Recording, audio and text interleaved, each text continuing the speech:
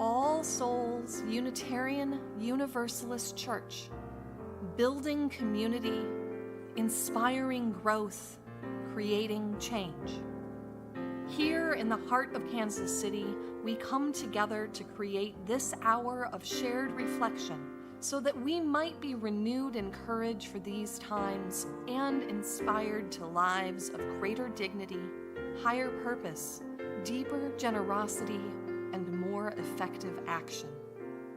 May the words and music and images that we offer today nourish our best selves, calling forth abundant wisdom and love, a love that has the power to overcome both loneliness in the heart and oppression in the world. Welcome to our service. Arise, O souls, arise.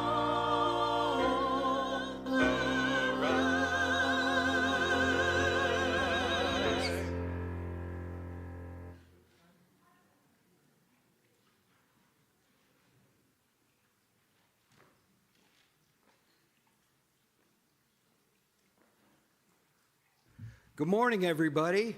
How are y'all? Or for those newly minted football, soccer fans, goal! I'm Scott Hensey, and I'm a member of All Souls. And whether you are here in the room with us or watching online, we're glad you're here. Your presence enriches all of us and our time together. We are Unitarian Universalist congregation.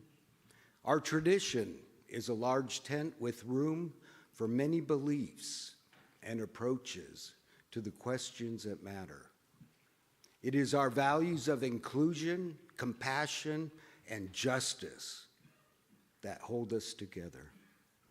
We seek to build the beloved community, making room for everyone and creating a world where everyone's needs are met. You may be new here this morning, and we are very glad that you're here. If anybody's new here, please know that you are welcome. And the congregation, let's give a welcome to anybody that's new here. Welcome.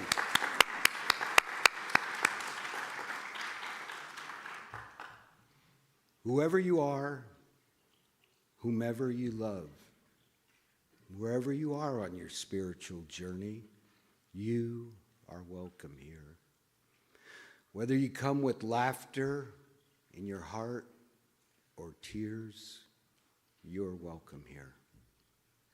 You're invited to join us with an open mind, a loving heart, and willing hands.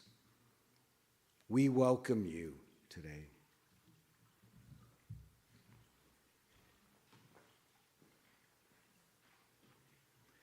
Good morning, All Souls, UU Church. It's so good to be here and be back. You're going to get me for 2 weeks in a row. I'll be here next week. Whoa.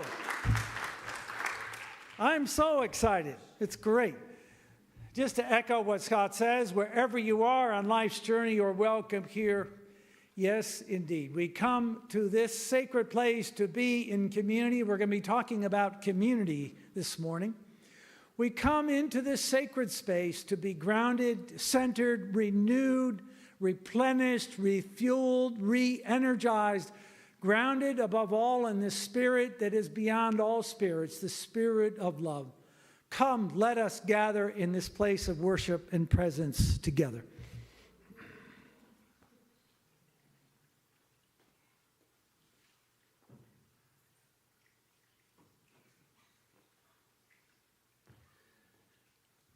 We light our chalice this morning with these words. The world may show us darkness and bring us fear.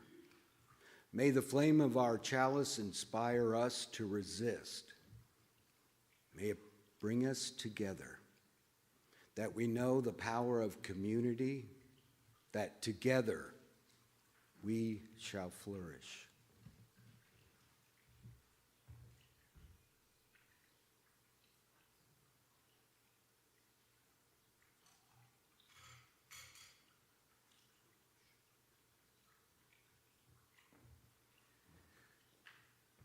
please rise in body or spirit to join in reading our covenant and for the following song.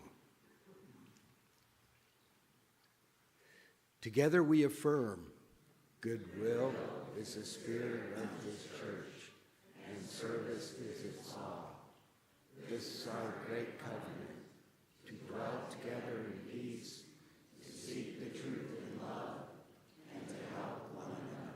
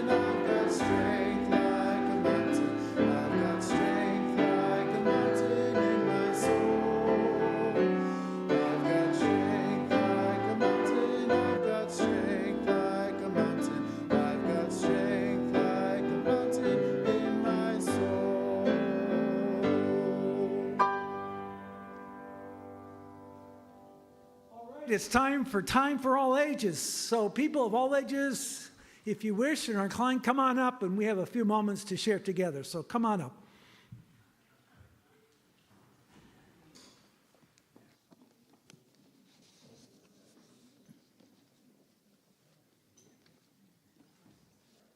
Hi, don't be shy. Come on up, come close. I got something to show you we're going to talk about today. Okay, some of your readers, can any of you read what's on my sign? Let's see what it says. What's it say?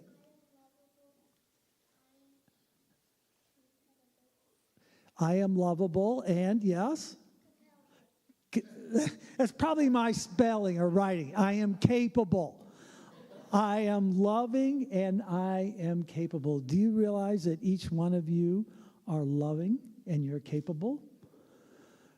You know, there's times during the day when sometimes we wonder if we are lovable, are we capable? And sometimes we doubt ourselves. Raise your hand if you ever doubt whether you're lovable or capable. Okay, some of you yes, some of you no. So I want to suggest that every time somebody says something that's a little bit nasty, there's a little piece of my lovable and capable sign that I'm going to tear off.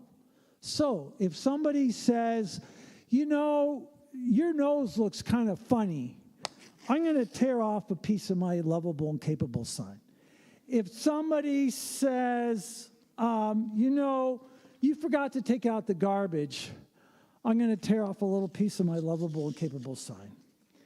if somebody says, you know, you think you're so cool, but you're not, I'm tearing off a little piece of my sign.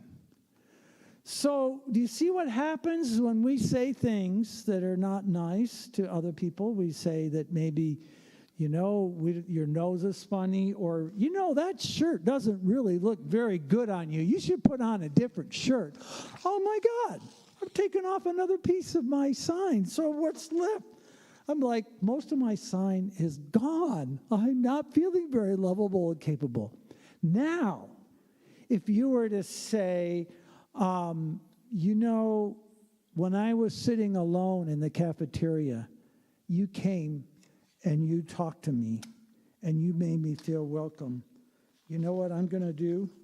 I'm going to put some Scotch tape on, and I'm going to put some of my pieces back on, because now I'm suddenly feeling a little bit more lovable and capable. If somebody, and one of you said, you know what? I think your shirt looks just awesome on you. I'm going to put on my little other piece. And after a while, when we say things that are nice and kind, we put on the pieces, and you know what? We begin to feel lovable and capable. So I want you to go forward today and remember that each one of you is lovable and capable, and I want you to find a way to build somebody else up. Make somebody feel good. Talk to somebody who maybe is alone. Maybe say something nice about what they're wearing. But do something that makes people feel good, because we need each other to feel that we're lovable and capable. All right? Okay, that's our time. And now it's time for you to go to class, and we sing the song together.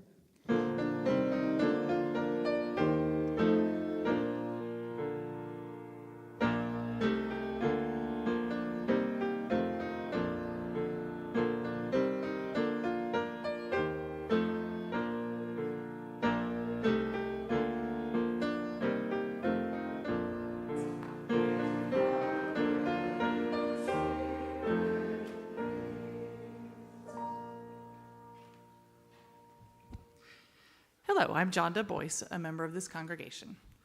I'm here to talk to you about the special offering. We share the plate once a month here at All Souls, and this time we're going to share with the UUA Disaster Relief Fund. The UUA Disaster Relief Fund receives donations from congregations and individuals who want to support UU congregations and their wider communities in need after a disaster. Grants from the fund help congregations care for their buildings when disasters damage them. Grants repair the homes of their members or provide relocation expenses. Grants support people in the wider community when disaster strikes, especially those who may not be eligible for other funds. Grants have gone to Florida, Georgia, and North Carolina following the triple threat of hurricanes Helene, Debbie, and Michael. They've gone to disadvantaged neighborhoods in Houston following a winter storm and energy crisis. They've gone to our congregations in Pasadena following fires, and to the Philippines congregations when they've suffered from volcanic eruptions and other climate-related disasters. Funds have been sent following wildfires, floods, hurricanes, tornadoes, ice and snowstorms, and more. The UUA understands the connection between disaster relief and justice making. It is the most vulnerable populations who suffer worst in a disaster. Disaster relief grants to our UU congregations and related organizations not only help other Unitarian Universalists, they can also support on-the-ground relief efforts through partnerships that congregations already have. These grants encourage congregations to build coalitions to meet the needs of their wider communities. Camp Hill, Alabama is one example of where this very small congregation was able to respond to the entire community's needs.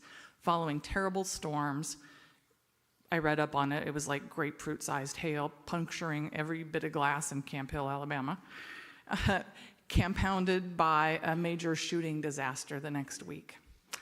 They took their $20,000 grant and fed the neighborhood and helped bring back hope in a community where poverty is too frequent a companion. The Disaster Relief Fund is part of a covenant, the covenant between the UUA and congregations, between congregations who give generously and those in need, and with our community partners. Through aiding our congregations, their members, and their community partners, we are able to embody our faith and values. Please join me in investing in this effort alongside other congregations to make the world a better place. Thank you for supporting this important work. The offering will now be given and graciously received.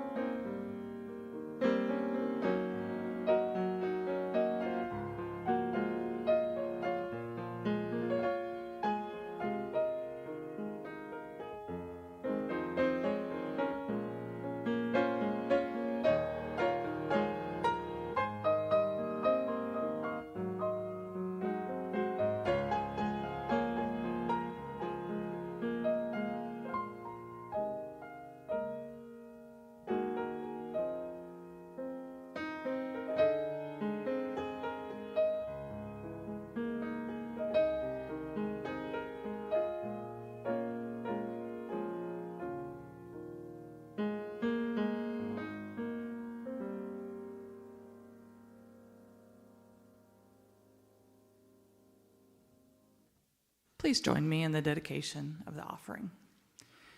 We dedicate our offerings and our actions to the mission at the heart of this congregation, to build a respectful, caring community, to inspire personal and spiritual growth, and to create change toward a just and compassionate society.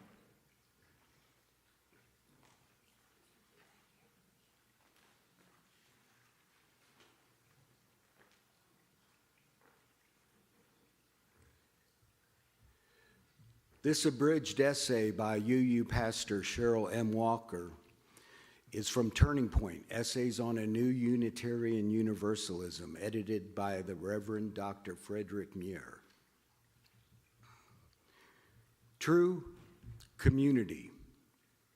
In true community, we gain a lot. We gain affirmation of who we are, both as individuals and as part of a group. We gain the wisdom of others who may have different ideas of our own. In true community, we are supported in our life's journeys because we feel safe to be known at our deepest levels, and because we are all committed to the health of the community. And finally, we gain the commitment and the power to change the world.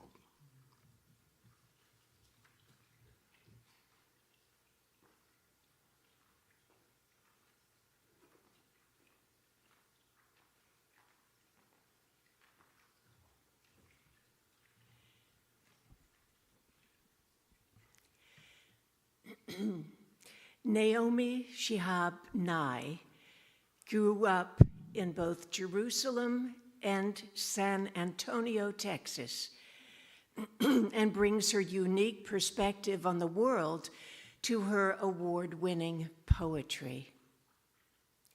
Shoulders.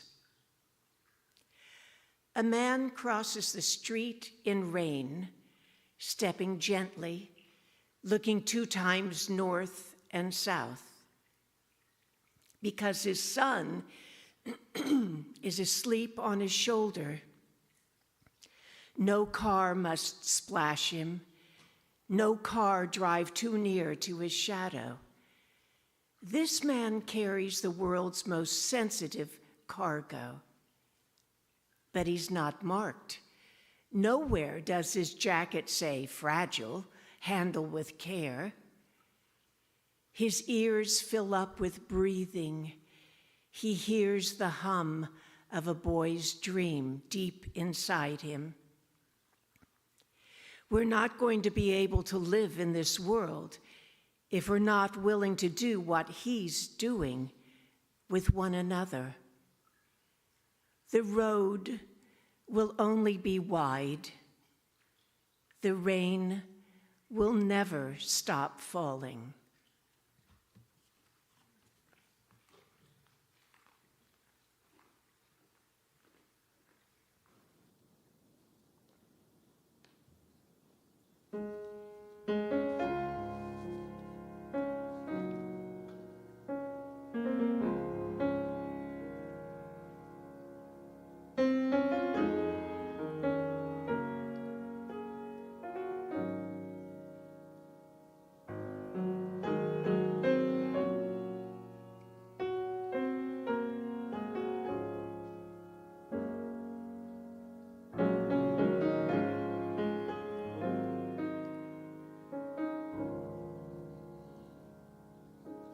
When I am down and oh, my soul so weary, when troubles come and my heart burdened be, then I am still and wait here in the silence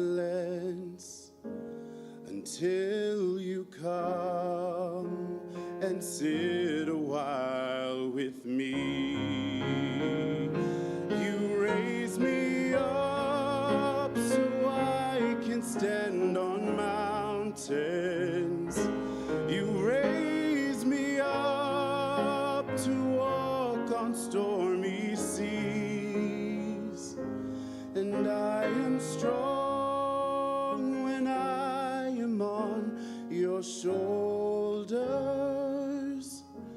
You raise me up to more than I can be.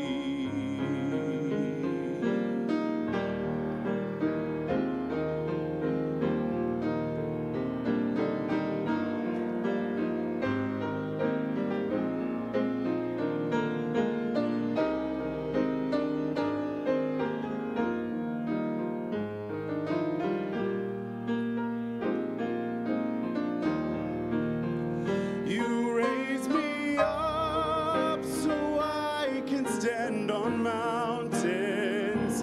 You raise me up to walk on stormy seas, and I am strong when I am on your shoulders. You raise me up to more than I can be.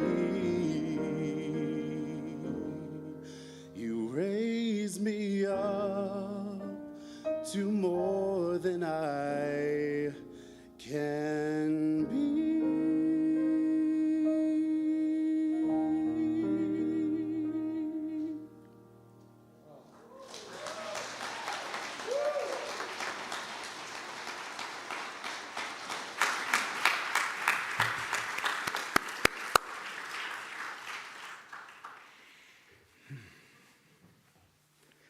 What a gift. What a gift. Let's just take a moment to just kind of breathe and let go of all the stress and anxiety of the world and breathe in the freshness of grace. I like to think when you inhale peace. And when you exhale gratitude. Inhale peace, exhale gratitude. Let's just take a moment to breathe.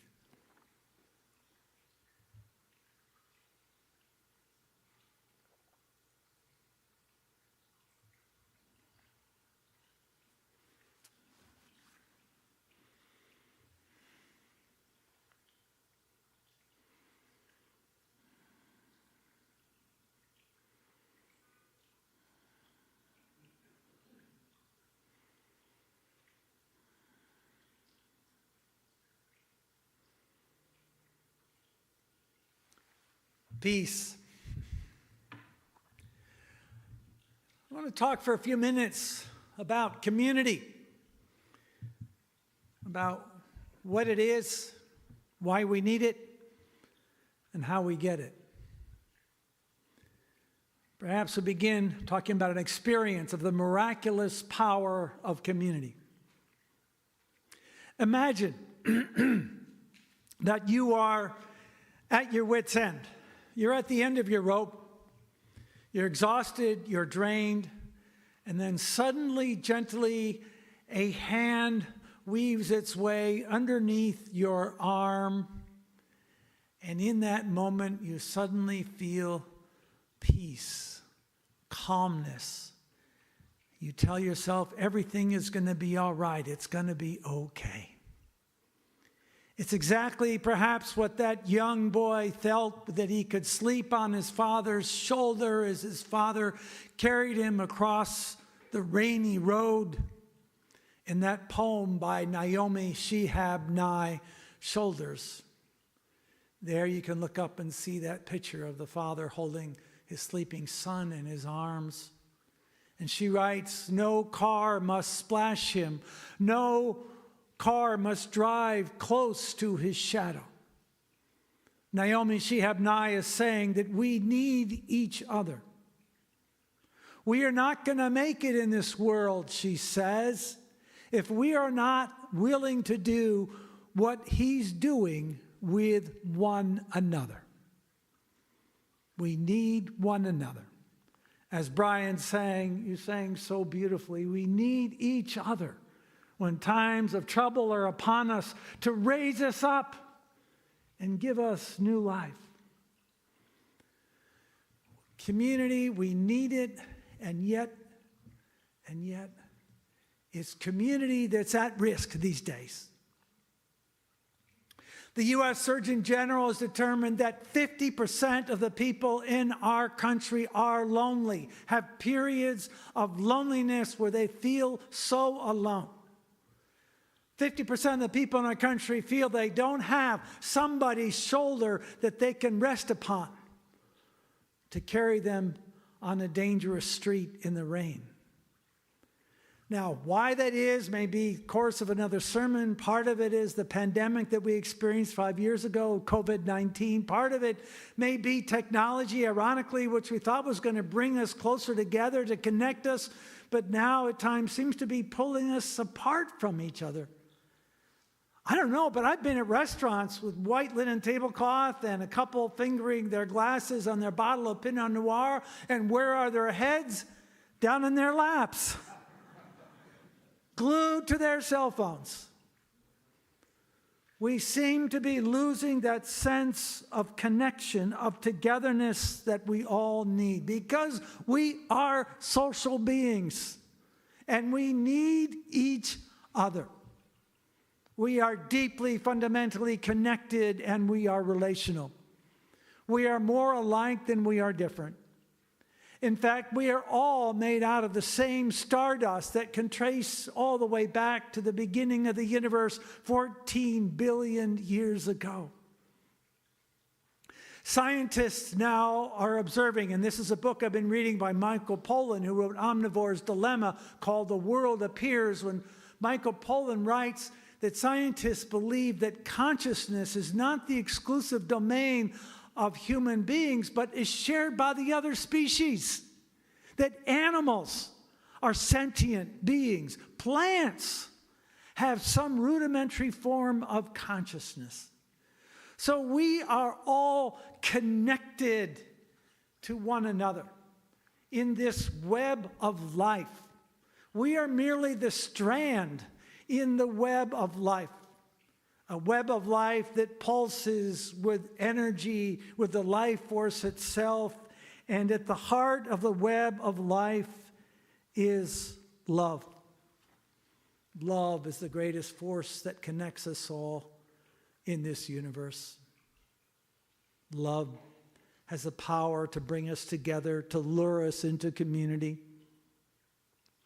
It is said, by the way, in the early days of the church, that the bedraggled group of people would gather. They were pagans and Jews, theists and atheists, men and women, Gentiles and slaves, would come together in community, drawn together by the power of love.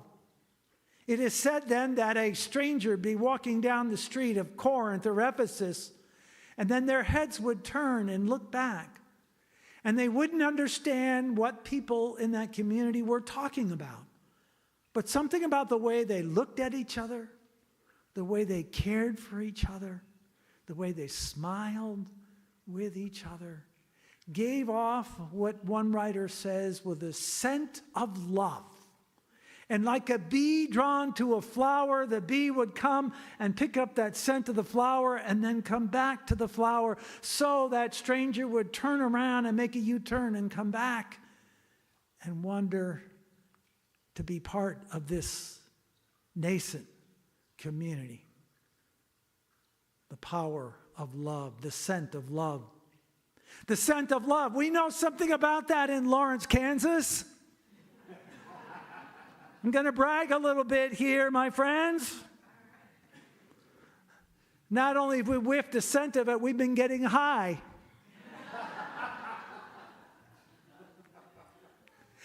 And when the president wanted to ban travel from Muslim countries, and particularly African countries, and a country called Algeria that's 99% Muslim said, we will set up a home base in Lawrence, Kansas, we said, come, make a home with us. And the KU marching band learned the Algerian national anthem and serenaded the Algerians when they came to our town. And I was there on Massachusetts Street when Algeria was playing their match in the World Cup, and everybody was wearing the red and green colors of the Algerian flag with Algerian scarves and Algerian flags in front of all the businesses on Massachusetts Street. And the crowds were shouting, "Viva l'Algérie!" And the noise and the cheers were wafting up into that hot, humid night, but the humidity and the heat could not dampen the armor and the spirit of love that was alive and well in Lawrence, Kansas, because we fell head over heels with them.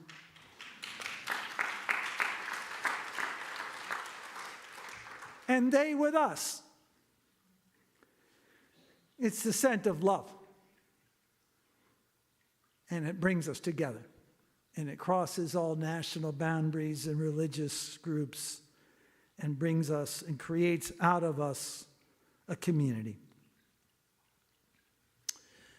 Now, I know perhaps you're saying, yes, community, but I mean, one fleeting moment and glimpse of social harmony during the World Cup is great, but does it really last? Well, to be honest, community is hard. Community is not always a sit around the campfire strumming the guitar, singing Kumbaya. It's hard.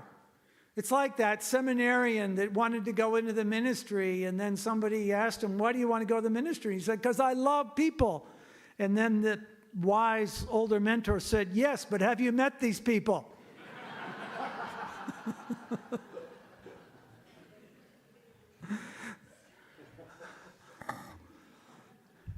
And I want to tell you, I am a coach, and I coach pastors, mostly pastors that are leading congregations. And I want to tell you, as their coach, it's hard leading y'all. It's not easy. I talk to women, female clergy who are dealing with issues of people not respecting them. I talk with pastors that are involved in power struggles in their congregation, talk with pastors that are struggling with factions, with egos. It is hard. People are people. Somebody once said, a professor, her name is Peggy Way, said, church is not the place you learn to love one another, it's the place you learn to stand one another.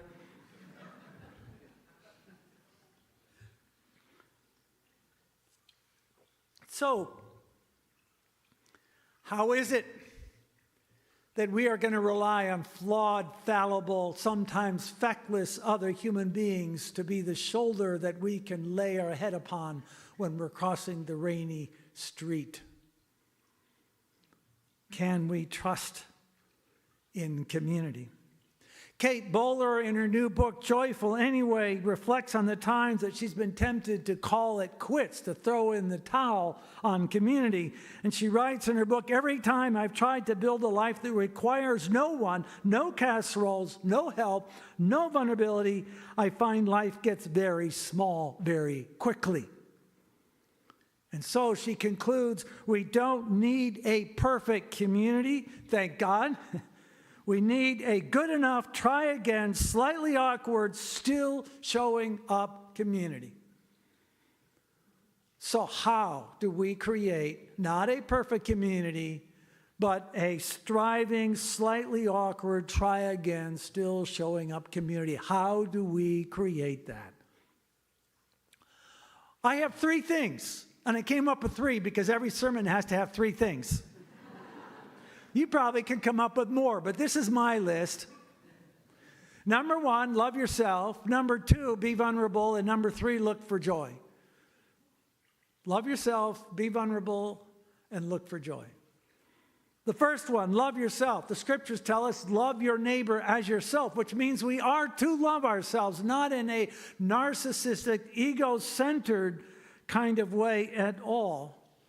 But we are invited to love ourselves because we are a unique gift of all creation. We are this wondrous creation. And just think about it. Of all the thousands and billions of possibilities that could be to make Peter Luckey, or any one of you, you are you. You're the only one like you on this planet. You are unique. Created for this moment to be alive. What a miracle it is to be alive in this moment. And I invite you, my friends, to embrace your belovedness, beloved of and by the universe. And I mean that seriously. That yes, when you look in the mirror and you can see, like I can, cringe-worthy moments, and still you can look in the mirror and you can accept yourself for who you are, not because you're perfect, but you can accept who you are and forgive yourself, your shortcomings, your mistakes, your flaws, and your foibles, because you are beloved. Speaking of cringeworthy moments, this is where I learned this lesson, and I learned it in a way that I'll never forget it. It was 46-some years ago, and I was a student at Chicago Theological Seminary, and I ran into this woman who was gorgeous, brunette, and I invited her over to my little student apartment with my little cheesy hot stove and my one pot to come over for dinner. And I can't tell you what we had for dinner that night. The only thing I can remember is I promised and I was intent on serving her some homemade rice that I had made. Now, I don't know about you. I know there's some great cooks here, but sometimes for some of us, rice can be tricky. It can come out lumpy and clingy and and gooey. And you wanted it to come out white and fluffy. At least I did. So we sat down to dinner. I'll never forget it. We had a couple of chairs at a table. And I opened up the lid to that rice in that pot. And you know what it looked like? Wallpaper paste. But I served it to her anyway. And the fact that we've been married for 46 years tells you it worked out okay. But you know what, my friends? I learned an important lesson. And the lesson I did not learn was how to make good rice, because I still can't make rice very well. But what I did learn was a much more important lesson, and that is about myself. I learned that I could choose to go through life being this needy, clingy person like my failed rice, or I could choose to embrace myself and my belovedness, warts and flaws and screwed up rice along with it. Love myself as this beloved child of the universe, with all my mistakes and all my shortcomings, and realize that I was made in love and made for love. And I invite you, my friends, this morning to embrace your beloveds. You are loved for not what you've done or how you look or how thin you are or your sexual orientation or the color of your skin or how perfect you are. You are loved because you are you, and there's only one you in this world, and nobody else is quite like you. You are beloved. And as I learned that lesson about loving myself, I realized also everybody else is beloved. And not just me. We all are. And that gives us the power to realize that we all are so much more alike than we're different. We all share a common humanity with each other. And that part of compassion is being able to see the humanness in the people around us, that this sense of connection. As Valerie Kaur, the Sikh activist, writes, there are no strangers, only a part of me I do not yet know. To be willing to be vulnerable, to be willing to take off our masks and to dare to let ourselves be seen and known by others is the very building block of community life. How many times have you been surprised when you had the courage to share something about yourself and you thought it was going to bomb, and yet it was the very thing that brought you closer to a person or to a group of people, and people began to bond together because they see each other as human beings together. Vulnerability is a key part of building community. And it may be just in those very moments of vulnerability in community that you begin to realize this is joyful. There's joy in community. There's joy in relationship. So I say to you, look for the joy. Look for the joy. And have we seen some joy in the World Cup? Oh my gosh. And I was disappointed Norway lost to England, to be quite frank with you, last night, because I was rooting for Norway because that guy Erling Haaland is amazing. This 6'5" gentleman pounding the drum as all those Norwegians go, woo, woo, woo. The joy on his face of who he is just communicates joy and love. Realize that community at its best is a dance. It's a joyful dance. So love yourself, be willing to be vulnerable with others, and look for the joy. So what are we saying? Summing it all up here, friends, what are we saying? We are saying, recognize that we all like to be independent. We all like to be self-reliant. We have tremendous pride about, hey, I can cook this rice, watch me. But at the end of the day, or maybe not even the end of the day, sometime will come in our lives when we need somebody else to raise us up, as you sang, Brian. Somebody to raise us up. Somebody upon whose shoulder we can rest upon, that we can trust, that will carry us across the road in the rain, because the road is always wide and it's always raining. We need one another. So I tell you, my friends at All Souls, you, keep your love scent alive. Celebrate community. Not perfect community, but flawed, striving, achieving community. Thanks for the love in this place. Peace.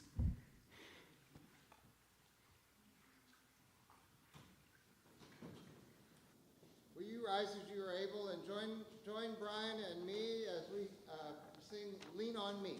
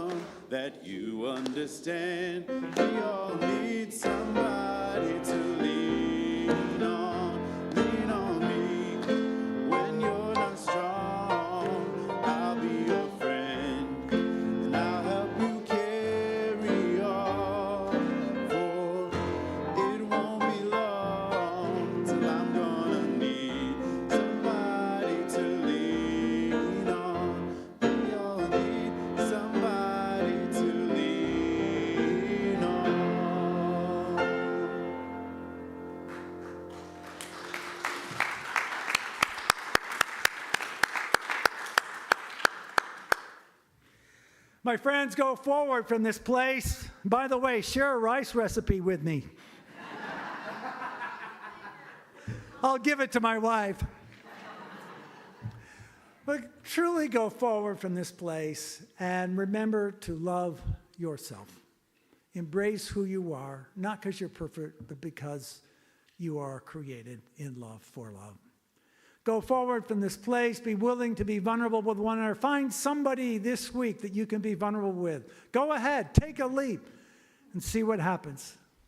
And then finally, go forward from this place this week and look for the joy. The spirit of love is with you always. Peace.